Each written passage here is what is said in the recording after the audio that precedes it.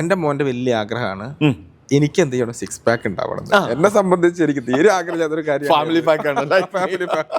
അപ്പോ ഇവൻ പറഞ്ഞ എന്താ പപ്പായി ജിമ്മിന് പോവാത്തത്, പപ്പായിക്ക് എന്താ സിക്സ് പാക്ക് അല്ല? ഞാൻ പറഞ്ഞു പപ്പായി ചെയ്യാം, മോൻ പറഞ്ഞതുകൊണ്ട് പപ്പായി എന്ത് ചെയ്യാമെന്ന് ഞാൻ പറഞ്ഞു. അവനൊരു ആഗ്രഹം കൊടുത്തു. അപ്പൊ അവൻ അപ്രീഷിയേറ്റ് ചെയ്തല്ലോ ഞാൻ.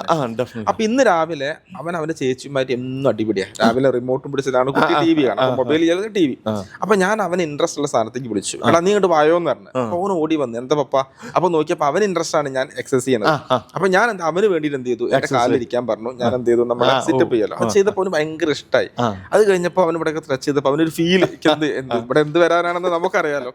അപ്പൊ അത് കഴിഞ്ഞ് ഞാൻ എന്ത് ചെയ്തു, പുഷപ്പ് ചെയ്തപ്പോ ഞാൻ പറഞ്ഞിട്ടില്ല അവനോട് പുഷപ്പ് ചെയ്യാൻ, പക്ഷെ അവൻ എന്റെ കൂടെ എന്ത് ചെയ്യണത്, അത് പുഷപ്പ് ചെയ്യാണ്. പക്ഷെ അവന് കിട്ടുന്ന ഒരു അപ്രീഷിയേഷൻ, അവന് ഞാൻ എന്ത് ചെയ്തു, കെയർ ചെയ്തു.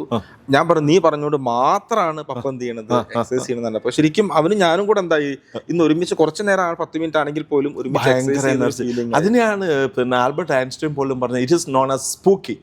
സ്പൂക്കി എന്ന് പറഞ്ഞാൽ പിന്നെ ഒരു ഭൂതോച്ചാരണം പോലെ. ഭൂത ഉച്ചാരണം ഒന്നുമല്ല, നമ്മളെന്താ പറയുക, ഒരു ഭൂതത്തിൻ്റെ ഇടപെടൽ എന്നൊക്കെ പറയല്ലേ. അതിൻ്റെ അകത്ത് ശരിക്കും അതിൽ പറയുന്നത് നമ്മൾ ലോജിക്കലി പോയാൽ നമുക്ക് അതിന് ഉത്തരം കിട്ടില്ല.